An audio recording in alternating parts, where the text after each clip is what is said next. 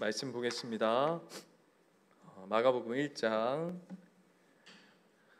40절에서 45절 말씀입니다.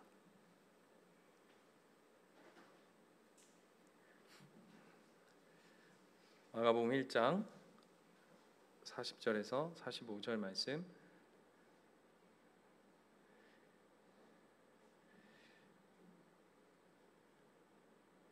한 절씩 교독하겠습니다. 한 나병 환자가 예수께 와서 꿇어 엎드려 간구하여 이르되 원하시면 저를 깨끗하게 하실 수 있나이다.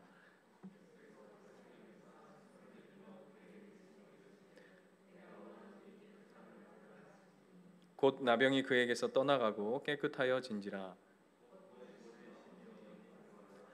이르시되 삼가 아무에게 아무 말도 하지 말고 가서 내 몸을 제사장에게 보이고 내가 깨끗하게 되었으니 모세가 명한 것을 드려 그들에게 입증하라 하셨더라. 그러나 그 사람이 나가서 이 일을 많이 전파하여 널리 퍼지게 하니 그러므로 예수께서 다시는 드러나게 동네에 들어가지 못하시고 오직 바깥 한적한 곳에 계셨으나 사방에서 사람들이 그에게로 나오더라. 아멘. 지난주에 우리가 계속해서 예수님께서 행하셨던 어떤 사역들 기억나시죠? 예수님께서 가르치시고 또 귀신을 쫓아내시고 또 병을 고치시고, 그리고 우리가 읽었던 오늘 본문 바로 위로 가면 예수님께서 전도하시는 사역들을 보게 됩니다. 그랬는데 그 사역을 본 37절 말씀 보시면 36절이죠. 제자들이 이제 드디어 예수님의 그런 사역들을 이렇게 옆에서 보면서 예수님을 이제 따르게 됩니다. 36절에 시몬과 그와 함께 하는 자들이 예수 뒤를 따라가라고 돼 있죠. 그런데 제자들만 따랐던 게 아닌 것 같아요. 그 다음 절을 보시면 만나서 이르되 모든 사람이 주를 찾습니다 라고 합니다. 그러니까 예수님의 그 사역들을 보고 굉장히 놀란 많은 사람들, 제가 뭐 구체적으로 설명을 드리지 않아도 우와 했던 그 많은 사람들이 이제 예수를 쫓아오게 되시는 거죠. 그런데 38절을 보시면 예수님이 그 많은 무리들, 그 예수님을 찾아온 많은 사람들을 맞이하신 것이 아니라 그들을 피하시고 38절 보시면 우리가 다른 가까운 마을로 가자 하시면서 다른 곳으로 피하십니다. 이것을 통해서 우리가 알 수 있는 건 예수님의 사역의 핵심은 어떤 세상의 어떤 명성을 얻는 일들, 또 유명세를 떨치는 것에 핵심이 있는 것이 아니라 사명을 쫓는 삶을 사셨다라는 것을 우리가 보게 되죠. 이게 참 중요한 부분입니다. 그래서 예수님께서 이 사명을 쫓는 삶이 무엇인가를 오늘 우리가 읽은 이 내용으로 이제 한 나병 환자의 이야기로 이제 본질, 그 사명의 본질이 무엇일까를 이제 마가가 서술해 가는데요. 그 많은 사람들을 물리고 다른 마을로 가셨는데 그 다른 마을로 가셨던 예수님께서 유독 한 사람을 찾아오시는 이야기죠. 그죠? 한 사람에게. 그게 누구냐 하면 바로 40절에 우리가 읽었던 한 나병 환자입니다. 나병 환자란 뭐 예전에는 이제 문둥병이라고 하고 요즘에는 이제 문둥병이라고 잘 하지 않고 이제 나병이라고 하는데, 이제 이해를 돕기 위해서 이제 문둥병에서 구약의 이 나병 환자가 가지고 있는 의미가 뭐냐면 가장 기본적으로 절대 가까이 할 수 없는 사람입니다. 그렇죠? 그리고 두 번째, 사람에게나 그리고 하나님에게 버림받은 사람입니다. 그런데 오늘 예수님이 무리와 많은 사람들은 거부하셨는데 오늘 누구를 찾아오시냐면 한 나병 환자에게 찾아오시는 것이죠. 이것을 통해서 오늘 본문 마가가 이렇게 뭐라고 해야 될까요? 이렇게 벌려져 있던 그 카메라 앵글을 쫙 좁혀들여서 이제 예수님과 나병 환자 두 사람을 딱 포커스하는 그런 모습일 겁니다. 그러면서 이렇게 질문해 볼 수 있을 것 같아요. 그렇다면 예수님에게 사명이란 무엇일까? 세상의 명성과 유명세를 뒤로 미루고 예수님이 걸어가고자 했던 그 사명의 길, 그 사명의 길은 무엇일까라고 할 때 먼저 41절 보시면 그 나병 환자를 보시고 예수님께서 이렇게 말씀하세요. 본문이 불쌍히 여기셨다라고 되어 있습니다. 저희가 그 남자들 제자 훈련하면서 그 첫 번째 과가 그 죽은 과부의 아들이 이렇게 관에 실려 나올 때 예수님께서 손을 대시며라고 되어 있는데, 똑같이 그 앞에 뭐라고 되어 있냐면 그를 불쌍히 여기셨다라고 되어 있는 표현이 있어요. 거기에도 똑같은 단어가 쓰여져 있는데 그게 뭐냐면 스플랑크 리조마이라고 하는, 어렵죠? 네, 그냥 불쌍히 여기셨다 이러면 참 좋을 텐데 원어적으로는 헬라어로 스플랑크 리조마인데, 지난번에 제가 한번 말씀드렸던 것 같아요. 이게 어떤 불쌍히 여기셨다 그러니까 아이고 저 딱하네, 저거 나병 걸려가지고 저거 어떡하노, 이게 아니라 창자가 끊어지는 고통을 말합니다.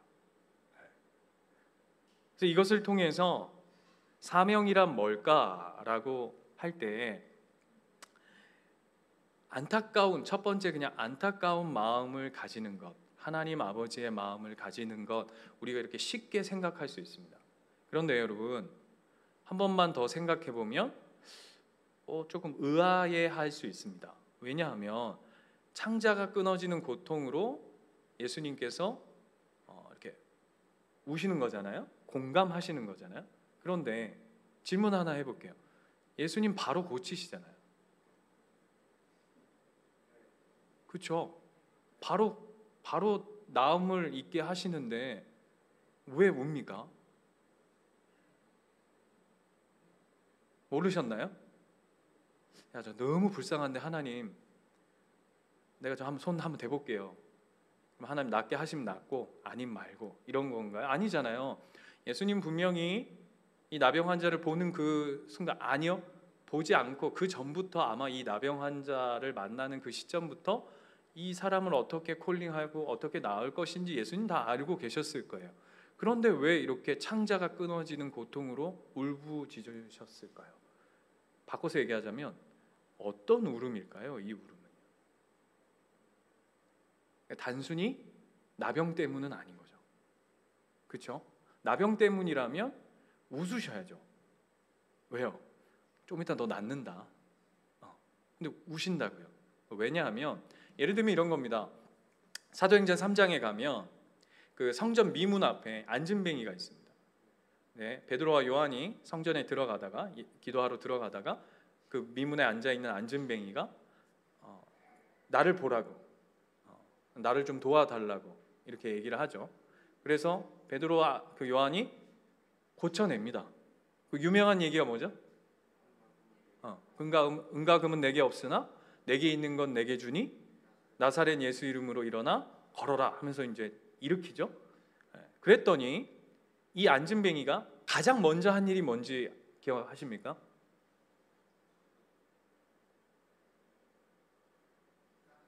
네?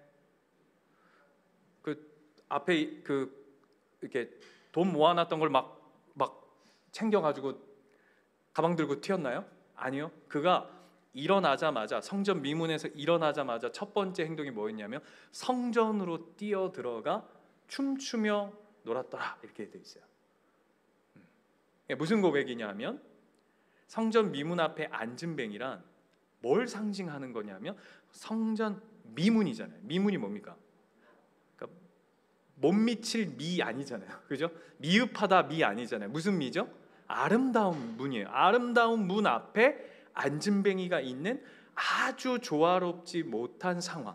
그런데 이 모든 것이 뭐 때문에 벌어지는 상황들이죠? 다 죄의 문제죠. 이 나병도, 이 나병 환자도, 이 한 나병 환자도 단순히 병에 걸렸어요. 아파요. 난 힘들어요. 사람들이 날 무시해요. 사람들이 날 버렸어요. 라고 하는 그런 절대 가까이 할 수 없는 자의 삶으로서의 저주 차원이 아니라, 이 사람은 결단코 뭘 할 수 없는 자냐면 하나님과 함께 할 수 없는 자의 한 상징이기에, 예수님이 단순히 나병의 고통이나 나병의 어떤 심정으로 그를, 창자가 끊어지는 고통으로 그를 바라본 것이 아니라 죄에 대한 안타까움, 더 깊이 들어가서는 하나님과 함께 할 수 없는 그 삶의 그 현실, 그것에 대한 예수님의 안타까움, 끊어지는 고통으로 울고 계신 것이죠. 그리고는 그 다음 보시면 어떻게 하시냐면 본문에 불쌍히 여기사 손을 내밀어 그에게 대시니 라고 되어 있어요. 여러분 잘 아는 것처럼 나병 환자는 절대 터치하면 안 되죠. 그죠? 그런데 예수님 어떻게 하셨냐면 의도적으로 터치하세요. 뭘 얘기하는 걸까요? 물론 이제 신학적으로 그의 정결함이 그의 부정함을 끌어안았다, 이런 우리가 많은 이야기들을 들었는데 그냥 단순하게 이런 겁니다. 예수님은요 그냥 마음으로만 동정하신 게 아니신 거죠. 네.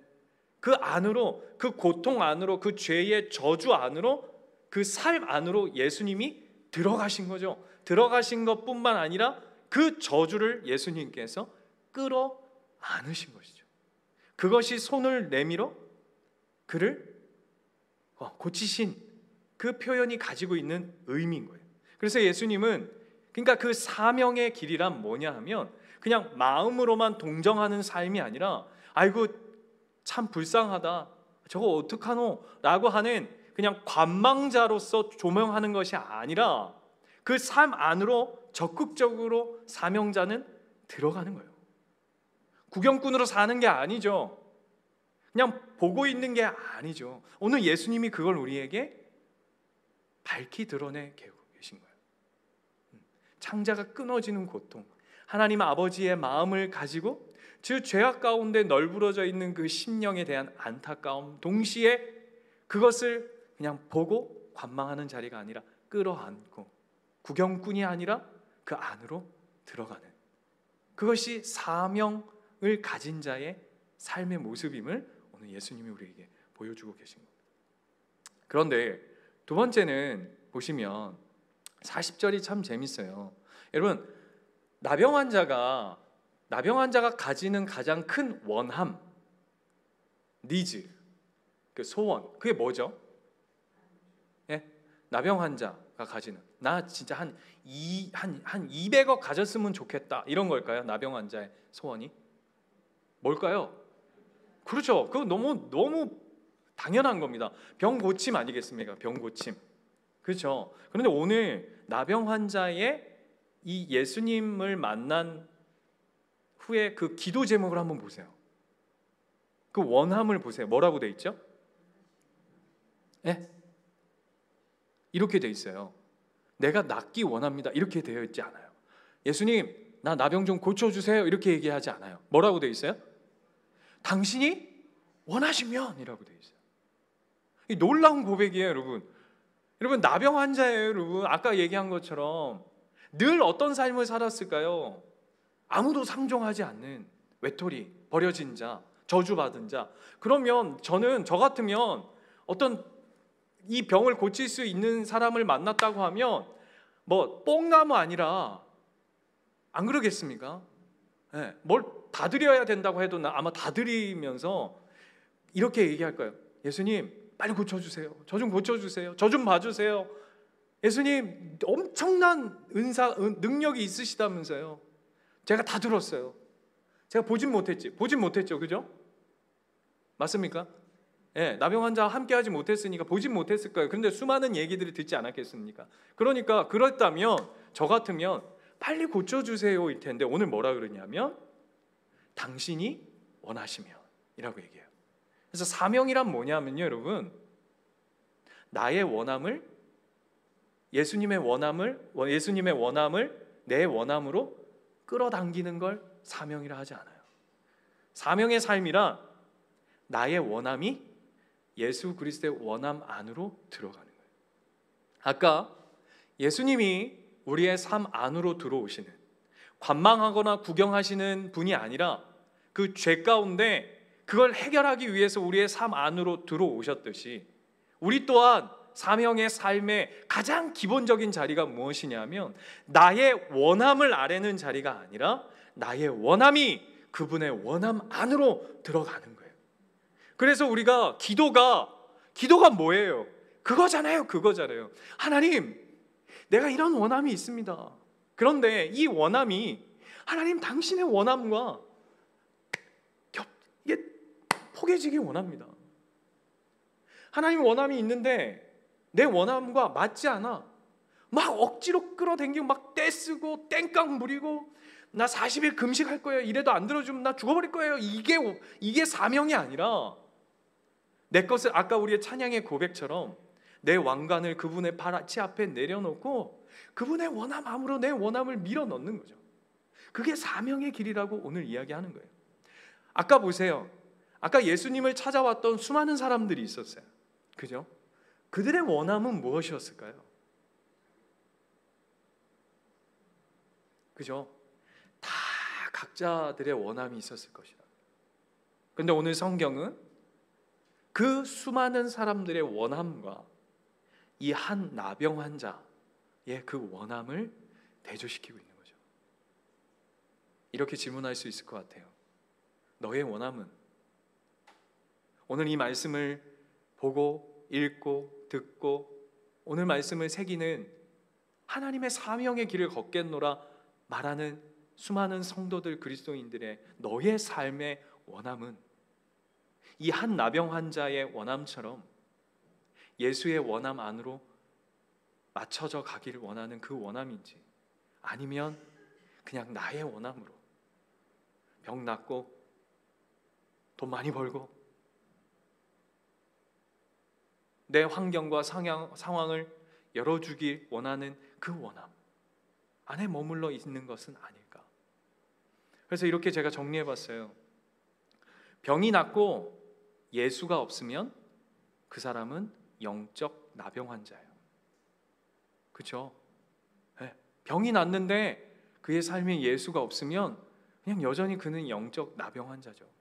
반대로 병은 있으나 그의 삶에 예수가 있으면 그 삶은 사명의 삶이라고 얘기합니다. 쉬운 길이 아니에요, 여러분. 이 나병 환자가 얼마나 끔찍한 하루하루를 살았을까요? 그리고는 세 번째가 뭐냐면 이제 예수님께서 말씀 한마디로 깨끗하게 손 내밀어서 치료하시면서 깨끗하게 원하노라, 원함 안으로 들어가는 거죠. 그래서 나음을 입었어요. 그랬더니 재밌는 게 저 같으면 어떨 것 같으냐 하면 좋지 않습니까? 일석이조. 하나님도 영광 받고 저도 영광 받고 은근히 그냥 저는 이럴 것 같아요. 죄송해요. 그런데 오늘 예수님 한번 보실래요? 43절 보시면 곧 보내시며 엄히 경고하사라고 되어 있어요. 이게 원문에 어떻게 되어 있냐면 이 원문이 어떤 단어냐면 씩씩거리며 분노하다예요. 그러니까 대충 그냥 너 밖에 나가서 괜히 그 얘기하지 마라. 괜히 나 앞으로 사역하는데 복잡해진다. 그 됐다. 그런 거 그냥 모른 척 해라. 이 정도가 아니에요, 여러분. 예수님이 어느 정도로 분을 내셨냐면 아시겠죠? 막 절대 안 돼. 이거 아니야. 너 이럴 거면 물러. 그 정도로 지금 굉장히 뚜껑 열려가지고 막 얘기하시는 그 단어로 엄히 경고하사예요. 이해되십니까? 그리고는 그 다음 말씀이 어디로 연결되어지냐 하면 뭐죠? 구약의 레위기 말씀에 나병 환자가 낫거든 이리 이렇게 하라라고 하신 하나님의 말씀으로 다시 주목시켜요. 무슨 얘기냐? 여러분, 어떤 사람이 기적을 체험하고 어떤 사람이 놀라운 치유를 경험하면 아까도 얘기한 것처럼 그 자체를 부각시키거나 그 자체의 놀라움 때문에 이 일을 이루신 이에 대한 그 대상에 대한 신앙의 본질적 자세는 놓쳐버릴 때가 너무나도 많아요. 우리 신앙생활 할 때 보면 그냥 병 나았다. 아니요. 우리가 사사기 말씀도 우리가 지금 계속 BTS 말씀은 계속해서 보고 있지만 하나님이 우리에게 주목시키고 싶은 이야기들의 핵심은 뭐냐 하면 그 사건이 아니라 그 사건을 움직이시고 그 사건을 만들어 가시고 그 사건을 준비하시고 그 사건을 완성케 하시는 이의 그 분이 누구시냐라는 것을 주목시키거든요.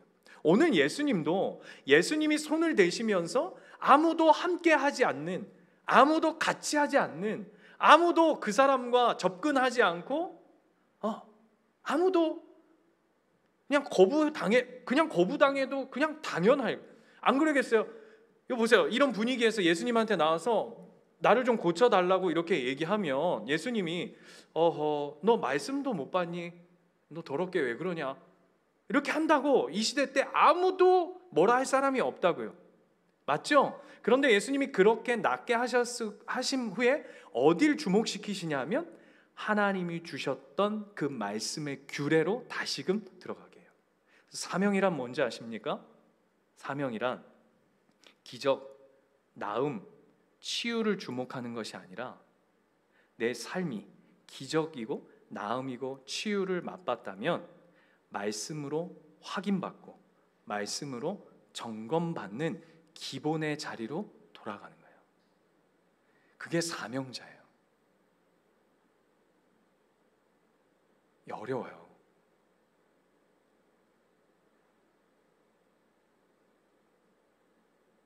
참 어려운 것 같아요.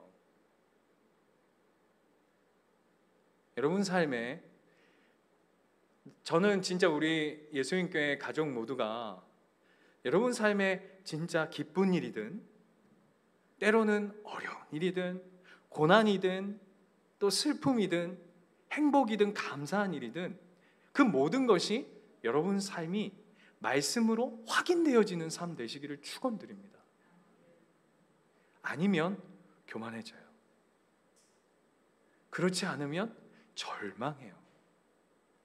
그렇지 않으면 그 일이 여러분 삶에 계속 그냥 반복되어질 뿐이에요. 이 사명의 자리로 돌아가는 거예요. 내 삶에 이루어진 놀라운 기적이든 놀라운 치유든 놀라운 은혜의 자리든 그 모든 것이 하나님 말씀으로 확인되어지는 그 첫 자리, 하나님의 기본의 자리로 돌아가시는 사랑하는 모든 식구들 되시기를 축원합니다. 오늘 그 말씀의 끝이 어떻게 이어지냐면 끝이 이렇게 45절에 그러나 말 안 들어요. 그죠? 그 사람이 나아가서 이 일을 많이 전파하여 널리 퍼지게 하니 엄히 경고하셨는데 늘 말은 안 듣죠, 우리가. 그죠? 그러므로 예수께서 다시는 드러나게 동네에 들어가지 못하셨다. 그래서 오직 바깥 한적한 곳에 계셨다라고 되어 있어요. 어디로 이 본문이 이어져 가냐면요, 사명의 길이란 외로운 길인 거예요. 외롭고 쓸쓸한 길인 거예요. 사명의 길이란 누군가 알아주는 길이 아니더라고요. 박수 쳐주는 길이 아니더라고요. 예수님이 그렇게 가셨어요. 묵묵히 홀로 걸어가셔야 하는 그 외로운 길. 제가 이제 뭐 여러분 아시는 분들 아시겠지만 이제 조금 이제 여러 일들이 있어서 힘들어한다고 누가 이제 생각을 하시고 저한테 이제 참 우리 식구들 참 저는 너무 감사해요. 위로의 전화를 하셔가지고 그런 얘기를 해주시더라고요. 목사님, 저희 아버지가 목사인데 평생 개척에서 사역을 하면서 아버지가 교회가 문제가 생길 때마다 바닷가가 가까우니까 바닷가에 이렇게 나가셔서 한 2시간, 3시간 그냥 혼자 앉아있다 오시고 그러시더래요.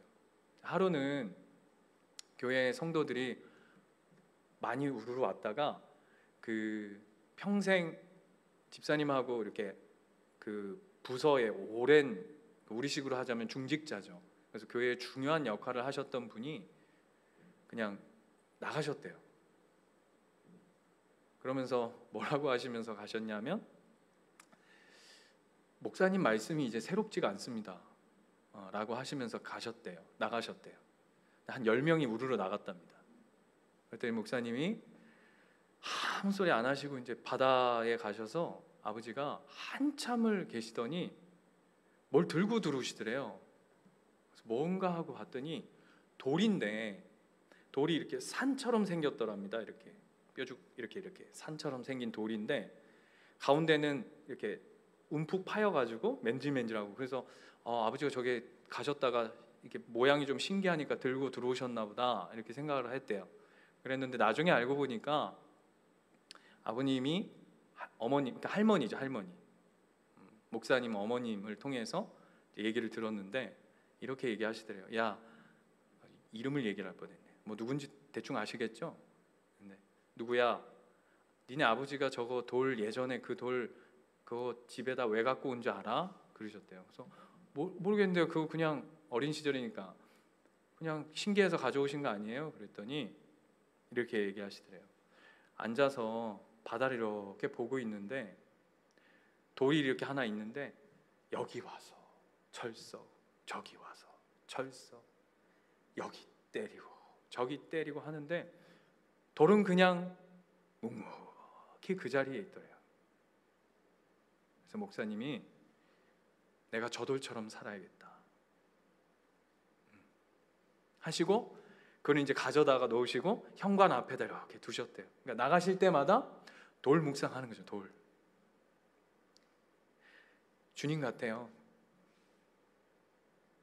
여러분, 사명자의 길은 외롭고 쓸쓸한 길인 것 같아요. 무슨 목회자의 길만 그런 게 아닙니다, 여러분. 여러분, 성도의 삶 더 외로워요. 많이 쓸쓸해요. 제대로 신앙생활 하려 하면 더 힘들어요. 근데 오늘 예수님 뭘 하시냐 하면 잘 가고 있다 얘기하시는 거예요. 내가 그 길 그렇게 걸어갔다라고 얘기하시는 거예요.